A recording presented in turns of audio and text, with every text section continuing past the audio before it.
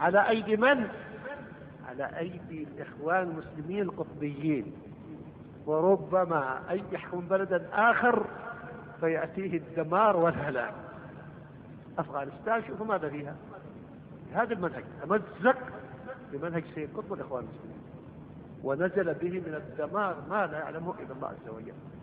فخذوا عبرة يا شبابنا، إن كنتم تريدون الحياة السعيدة لكم ولأمتكم فاحرصوا على كتاب الله وسنة رسول الله وانشروهما في أوساط الأمة، فإن الأمة والله لا تسعد ولا تسود في الدنيا وتسعد في الآخرة إلا بكتاب الله وسنة رسول الله حتى ترجعوا إلى دينكم. لابد من العودة بالأمة لتحقيق هذه الغاية، والجامعة هذه أنشئت لتحقيق هذه الغاية، بل الجامعة في هذا كله أنشئت للعودة بالأمة إلى كتاب الله وسنة رسول الله.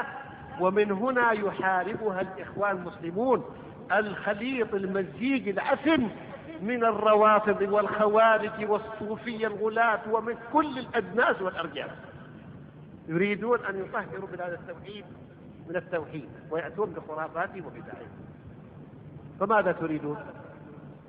نسأل الله تبارك وتعالى أن يعيد إلينا عقولنا وضمائرنا ويعيدنا إلى حظيرة كتاب الله وسنة رسول الله، وأن ينقذنا قبل كل شيء من براثن هؤلاء.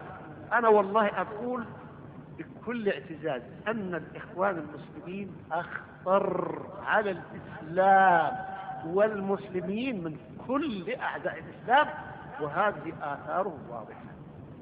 ولما